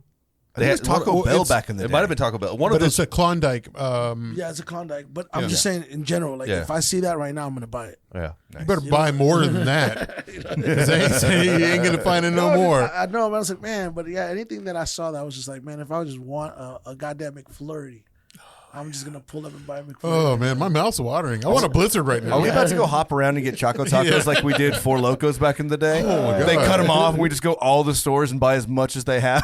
Yes. That's the thing is it's like as an adult, I like that mentality because it's like growing up, I didn't realize like number one we were single income family, and I didn't know that. You know, I didn't my know mom shit. didn't work, but I thought, well, my dad makes enough money, and then I look back at it, and I'm like, we ate ramen a lot. Like, Yeah. like, and my mom would like fix it, you know, doctor it up or whatever. So it wasn't like the same thing every single time. But we had ramen a lot. We had beans and weenies. I loved that shit. That was like that was Dude, mac and it's so cheese and funny. weenies. It's so Yeah. funny you say that. My mom used to make me egg and cheese sandwiches, and it was like that was like my meal for every day for like I don't know how long. And I always tell this to my wife. I was like, you know, I grew up not knowing that I didn't have money. yeah. I thought I had money. You know, at the time we owned 2 houses, and you know they were next door to each other. You know, we're still in the hood, but we had 2 houses. We had working vehicles. My mom would own a record shop, and for the most part, I had everything I wanted as a kid. You know, the toys, the video games. Mm-hmm. But as I got older, I'm like, fuck, dude, they did not have as much money as I thought they did. Eventually, the houses, they lost them. Eventually, they went bankrupt. Eventually, they lost the business. And I just remember kind of growing up, understanding like, damn, I don't like. It's just crazy from an adult perspective in terms of like financial responsibility and stuff like that, and how different I look at that time. But you know what? To their credit, they did what they could to give us what we wanted. Yeah. Mm-hmm. So I had all the Super Nintendo games and all that stuff. I had every gaming system up to about the PlayStation. And at that point, that's whenever we started having to do it ourselves. Yeah. But it's funny because now whenever I look back on those times, I appreciate it more.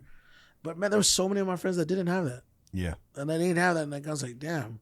So they literally sacrificed the money they did make to give us what we wanted. But it's a crazy time, man. It's a crazy time when you really think about like adult money now that you're an adult. Well, you appreciate it a lot more too. For sure. You know, it's just something that wasn't there that you don't realize. And your parents do a good job. Like the same thing with mine. You know, we were never without. Yeah. And thankfully, you know, my mom had to work a lot, and of course, parents are divorced, and that, you know, you struggle a little, and you don't see it because your parents work hard to take care of you. So. For sure. So now that you're an adult and you can actually work and do things and whatever, let's get into what musicians are you like? What can you tell us about the musicians you're currently working with right now? So the only artist that I'm actively working with at the time is XB Valentine. Okay. Now, I think that you know, when you asked earlier in the interview, kind of give my backstory. In 2015, I got a cover story in the Fort Worth Star Telegram where Preston Jones, who at the time was the lead music editor, he published a story on me, and he referred to me as the godfather of Fort Worth hip hop, which I thought was a really interesting title because I'm like, first of all, I'm only 30 years old. I think you should bestow that title on somebody that's like completely over and older, right? But you know, I took it. A lot of, you know, locally there was maybe some people that may have frowned on it, but like at the competitive hip hop scene, right? But as I took it serious, like I took it literal. Like I feel like if you're gonna give me that title, I better do my absolute fucking best to back it up. Like if you're telling everybody in the world this is the best player in the world, I'm going as hard as I can possibly go. So I think that's when I really started taking mentorship and leadership a lot more serious. So I would say, even though I only actively manage one artist, I mentor and work with a lot of talent. A lot of talent. And over the years, I've worked with a lot of talent, you know, and I work in different capacities, you know, like the things people that don't know, the things that people don't know about me, aside from being this artist, producer, you know, whatever, manager, you know, like obviously I'm a promoter, I'm an event coordinator, and I do that, live events, but you know, for over 15 years, I've been a graphic designer. I've done graphics for a ton of artists locally, nationally. I'm a web designer, you know what I'm saying? I've also, I do social media management. I run a lot of high profile social media accounts. Right now I'm running like 4 or 5 TikTok accounts, you know, at the same time. And these are not small accounts. Right. You know? Good Lord. Like I'm actually supposed to be taking over Paul Wall's TikTok, you know, and, you know, like, so from a branding perspective, I work with a lot of artists, you know, and then I also act as a booking agent and as a booking manager for a lot of these artists. So that's how I'm able to make ends meet and make income outside of what I do. You know, I get my commission, I book talent. So we see you with your blue check. We know. We Oh, see yeah. you. So speaking of blue check energy. no shit. Speaking of XP Valentine though, so much she energy. got signed by Rock Nation. Correct. Yeah. So to kind of give a little bit more specifics, because you guys are the first ones that I've actually had the more specific, detailed conversation about this, right? Choke on that, TFTI. This is like the Backstreet Boys versus NSYNC. No, with XP, I started working with her last year. I've known her a lot longer. She has a really cool backstory.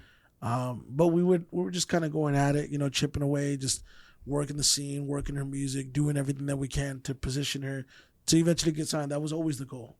The goal was always to get her into position to take her to the next step. So with XB, I didn't really know. My goal was to get her in contact with Def Jam.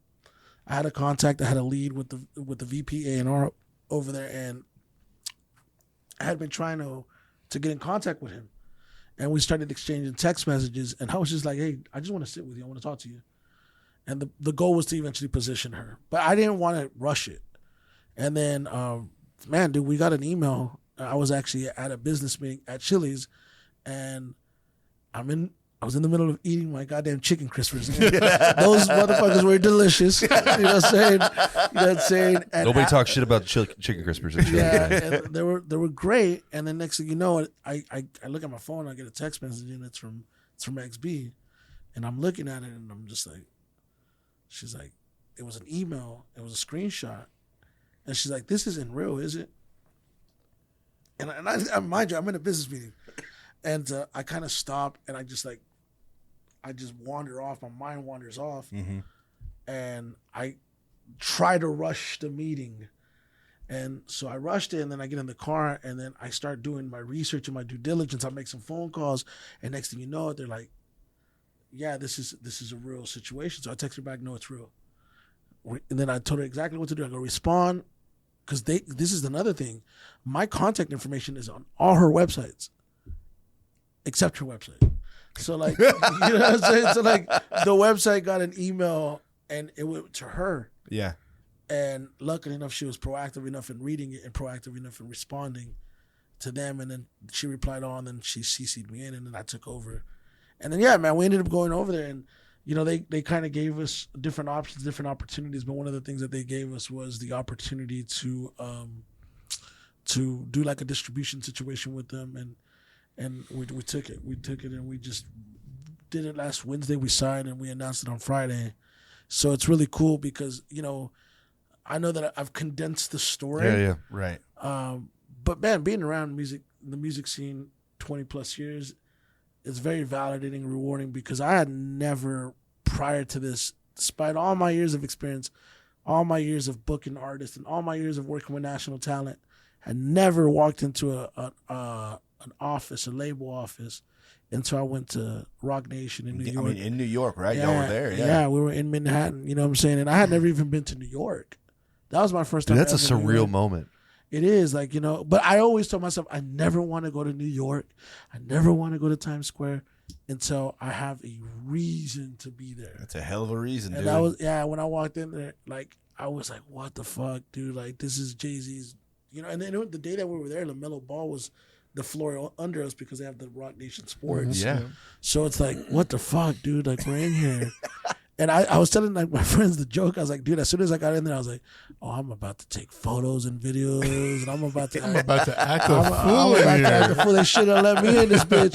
And as soon as I walk in, literally as soon as I walk in, there's a big ass sign, no photos, no videos. And so let me show you guys.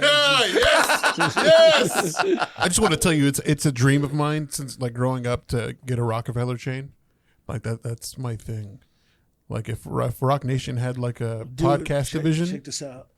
So they're flippers and planes. No. So she's sitting down, and she's right here where you're at, and it says no pictures, no video. So I asked the guy, "Can we take pictures?" He's like, "No, man. You can't take pictures. If they let you, you can. But the security guards just doing their job." So then I asked the guy, "Can we take pictures?" They're like, "No, we can't." So I'm just kind of sitting down, and we're waiting in the lobby. Yeah. And she's right here, and I was like, "Hey, get down. Get down." I started taking a video. It's so funny. As soon as we left, I was like, "Post it and put it online." And she posted it online, and because they told us at the meeting, they're like, they have a social media department on second floor, third floor, and they made it seem like it was like, you know, those movie scenes when you see like the big old screen, the big old screens with like the submarines and shit, where like they're like, and so they're like, they have a social media department where they have everything in there, and I was like, nah, they're like, it's all for social media activity. They monitor everything that's attached to Rock Nation. Believe it. And I was like, really? So then we left. I don't know why I didn't even think to put one and one together. I was like, post that photo right now. She posted it. Man, dude, we weren't even up the block. They're like, they call us, have XB Valentine take that photo down. Shit. I saw it posted. I remember it. Yeah, I saw it too. I was like, oh, fuck. I actually told Chad, I'm like, hey, you see that fucking... You want to know what I did? And then I told her, I was like, well, they said us not to post a picture. They didn't tell us not to post a sticker. So we posted the sticker of our name tag while we were there. I was like, just make sure you delete any names on there, or like Photoshop it out. But yeah, it was super surreal. It was a great moment, you know. And hell yeah, you know, for her now, I think the next step starts. I memean, it's just, hey man, you know, a record deal is not a guarantee of success. Yeah, absolutely. But it's definitely you're in position now. Hell of a step. You're in position now that you have some support and some resources that are available to you that could potentially change your life and your career, you know? So we don't usually I don't feel like we try to, when we go to a music show or something like that, we try not to go up to the musicians and say, hey, what's going on? How are you? I'm Chad, whatever. We're the Funky Panther. I mean, we will with, some of our friends, things like that, but like a quick, great show, fantastic, we'll see you later, right? Like they've got so many people there. Yeah. But I will tell you that last year at Lollapalooza, when we saw XB Valentine perform, we were all blown away. Yeah. We're like, this chick is 100%. talented as hell. And so we all made it a point to go behind and take a picture with her. She was the only person I think all night we took a picture with. She was sitting down in the back and we're like, hey, can we take a, it was like, we're big fans. But we felt it. We just felt like she had something special for sure. You know, and I appreciate that because that did take time to develop. You yeah, know? I I'm think, sure. You know, and I always tell the story when I first started working with her, man, I didn't have a high ceiling for her in the beginning. I thought, okay, well, you can have some moderate regional success. It's going to take some time. I'm giving the whole long game conversation. Yeah. And yeah, by the time we got to Lollapalooza, I would say that shift started happening where you started feeling like, okay, this kid might be onto something now. Mm-hmm. You know what I mean? Like the way you command. It's not just the way that the stage command or any of that stuff. It's also like the quality of the music. Mm-hmm. The music is good. So it's like when you start seeing it, like, what the fuck? Like this is actually pretty good. Oh, by the way, I saw my phone, and the reason I was responding while I was here, Paul Wall's manager called me. Nice. Yeah, I love it. No big deal. You're busy with get it, Big Panther energy right now, so he's just gonna have to wait. I'm just saying you spoke that into existence. There we go. Well, let me ask you this. All right, so we hear about your artists and everything, but you've got some roots of your own. I mean, you've got albums on iTunes. You get on there in Apple Music. Album from 2003 all the way up to 2021, releasing that single with Avery Burke. But the thing is, and the question that everybody's wanting to know is, do you still even rap? You know what? That's a good question, and I'm gonna answer it by saying this. I honestly feel that if I wanted to rap, that I can out-rap just about everybody here. God damn. Well, that is a given right there. Chad's the only one that's got some sort of remnants of. I don't think he means us. That's obvious. Obviously, he can out-rap us. No. Okay, let's rephrase it. Let me be more humble. Yes, I could still go, and I can still go. Let me ask you. I just don't go. I know you don't normally do this, right? I never you I know what you're about to ask. You don't normally come on podcasts like this, and I've never seen you rap on a podcast. I don't ever rap, period, anymore. Yeah, so I would love it. And I'm only speaking for myself because these guys don't care. You don't have to do this. They don't. They're gonna let me just fly out the handle here. But we're not gonna stop you. I got this beat, and I'd like for you to see. I'd like to see what you can do with it. All right. So if you're willing to do it, you're not letting him do that. You don't have to do this. I mean, I got to see if the pin or the what is it, the sword? I want to see if it's still sharp. So okay, so go ahead and play it. Let's see what you got, and let me go in. You know, all right. So just know that this is only being done for you guys, and you guys only. Big Panther energy here with Smoothvega. You know what I'm saying? This is for the love of Street Fighter. You know what I mean? So, that's right, baby. Yes. Let's go, man. All right, I gotta catch the beat. I gotta do all the rapper shit. All the rappers do the uhs, the yos, all that good stuff. So let me see if I can still speak the language, huh? All right, yeah.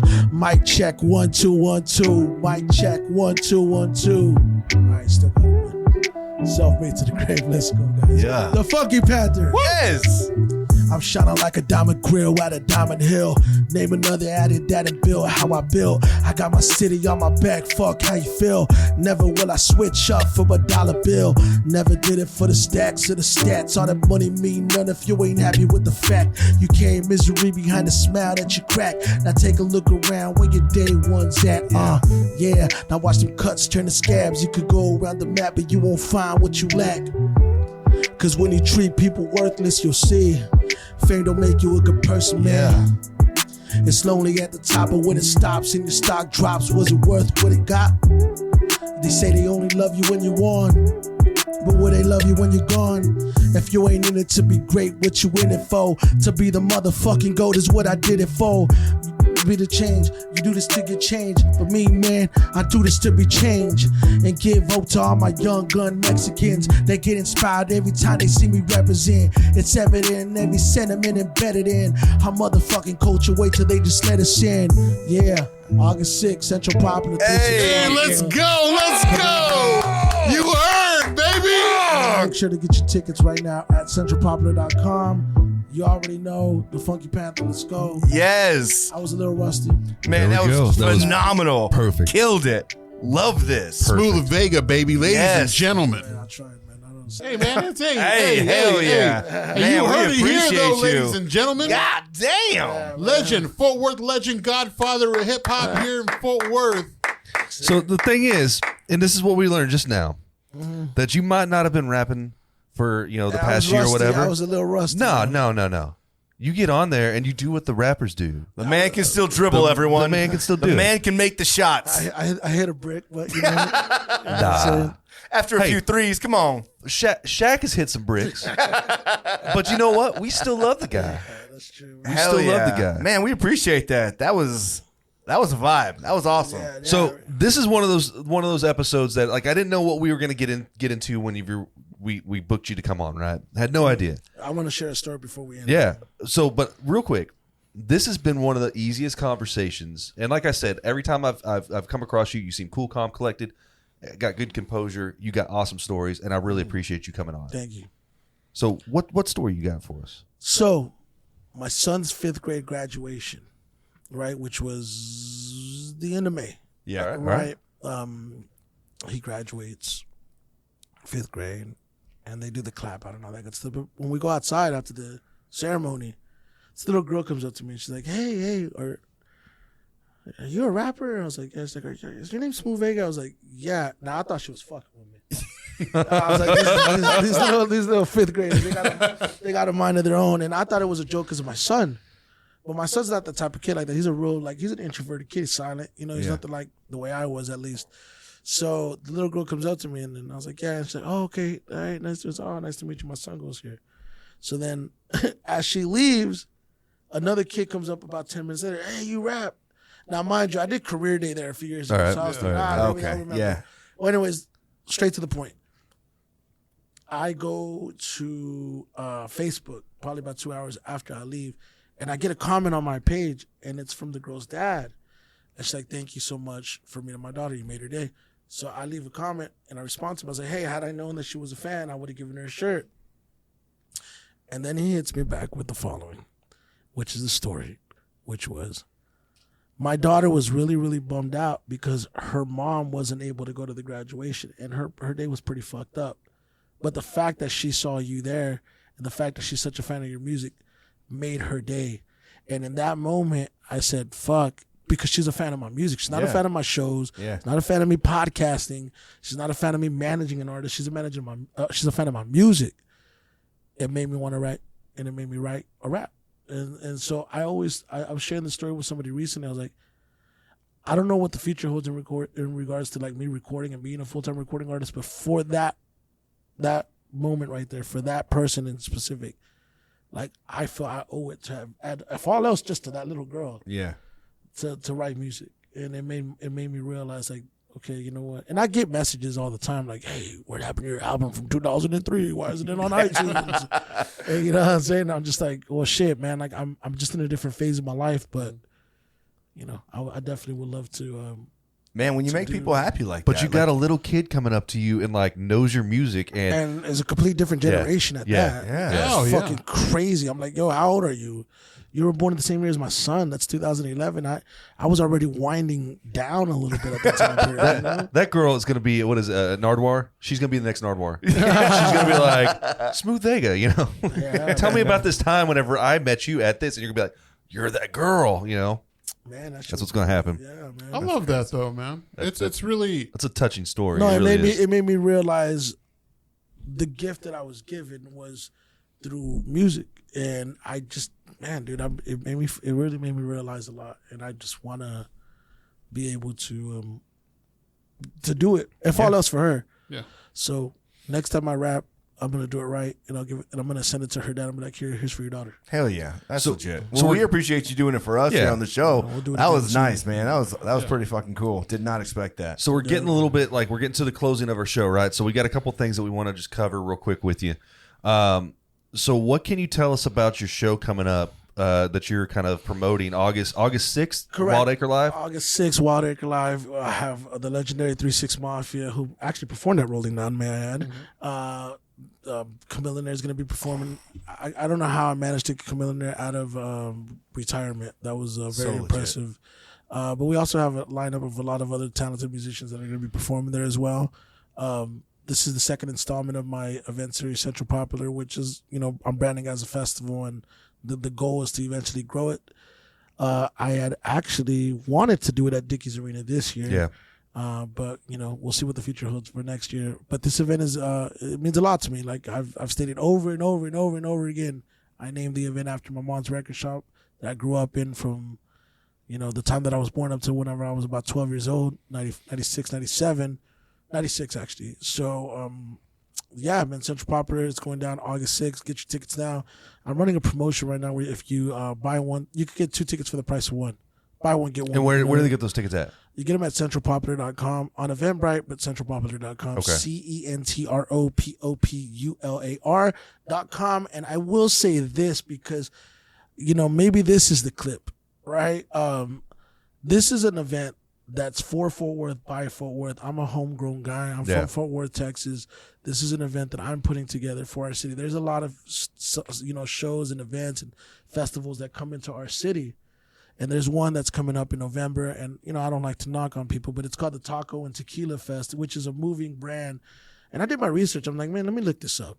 And then I found out that the promoters, which is an independent promoter, they're doing it at Panther City. They're out-of-state promoters. They're from Kansas City.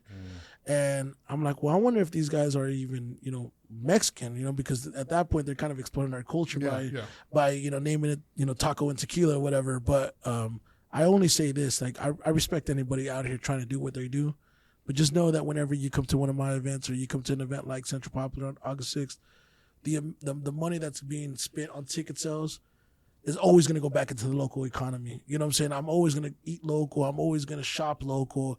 And I'm always going to put money into doing more events for Fort Worth, by Fort Worth. So, and that's why we like you. Thank you. That's why we had you on. Man. That's why You understand what I'm saying, though? Does that make sense? You're guys? not- 'Cause, 100%. Because there's a These lot of people are making money, like from Kansas, and they're not putting it back into the city. Yeah. They're not helping the economy. They're not putting. Yeah, and I don't want to knock their hustle because I've been to other cities and I've done other shows and I've gone to other states and done other shows. But I always make sure to make it a point to try to do more instead of just make out and like peace. Yeah. You know what I'm Yeah, saying? And so I'm so protective of what we do within the city, and I think it's important to support the city. So we have more stuff like this going on. But I mean, look, the goal is always to leave where, you know, if you came into this game, you want to leave it better than when you came in. And I think we're at that point where Fort Worth it could survive very well from this point forward, whether or not I ever did another event, because there's so much good shit going on now. Hell yeah. Hell But yeah. I still want to be effective. It's a big evolution happening here, Yeah. and we're glad you're a part of it. But August 6th, Wild Acre Live, 3-6 Mafia, Chameleonaire, Cap G's going to be there, Flawless Real Talk, and GT Garzo, right? Correct. Cap G, they're going to be there. And WWE Superstar MVP will also be there. So, Oh, for real? What? yeah, he's a good friend of mine. He's going to pull up on stage. He was trying to get Rey Mysterio to go, but Is he going to be in full regalia? Is he going to wear his MVP outfit? Because you'll see. You'll see. Hey, you're gonna have to pull up and see. That's Yeah, what it is. exactly. You can't give all the secrets. But thank you so much, man. I Man, appreciate you guys. We man. love that you came Yeah. on to chat with us. It has been so easy chatting with you. We honestly didn't know what all we were going to talk about, but it's so easy. You have so many stories. We could go another 3 hours. We could, Obviously. absolutely. 100%. Episode 202. There you go. Man, we appreciate you so Again, much. thanks again Where can for people find you on Smoothvega. social media and all the good stuff? Mr. That's- Verified. Yeah, at Smoothvega, the verified Facebook page, the verified Instagram page, And also XB Valentine. yeah, follow XP Valentine. Check out her music, man. She's awesome. She's amazing. And, Super talented. you know, I think you'll enjoy what you hear from her. Awesome. Well, thank you all for hanging out with us on YouTube. If you're doing so right now, please make sure you subscribe, like. We really appreciate that. If you don't already do so, make sure to follow us on social media at the Funky Panther. We're gonna have some hats for sale here pretty soon. We got the black trucker, gray trucker, and then we've got the black dad hat coming out here pretty soon too. So, thanks everybody. Stay good, y'all. I'm Chad. I'm Javier. And I'm Tim. And we are The Funky Panther. Hell yeah. Wild, wild, baby. Smoothvega, what it do? Got you, homie. From H-Town to Funky Town, you know what I'm talking about? Everywhere in between, the Lone Star State of Texas, you know what I'm talking about? Self-made to the grave, baby. I hold it down, I hold the crown. When it comes to slabs, I'm known to clown. I grind all day, I'm 10 toes down. My paper long, them haters frown. From H-Town to that funky town, I'm still ripping that underground. My chain hang, my heater bang, I'm hitting stains all over town. I'm candy apple on leather brown, dogging hoes, I'm a hound. Pulling bows, coming down, I step into those smelling like a pound. I'm Scrooge McDuck, swimming in money, my screens rain, my wrist is sunny, my pockets fat, thick as honey, my drink purple, my cup is muddy. I'm sick of haters, my nose running, my neck is stupid, but I'm no dummy. Smoothvega and Power Wild, we bout that bread, don't try to crumb me. For the city where I'm from, yeah, I hold it down. Self-made. Rap that easy, huh? Yeah, baby. Hold it down. We holding it down. And like there we go. Cool. Hey, you know what I'm gonna do for the hook? Man, I'm just gonna keep it simple, catchy, super repetitive.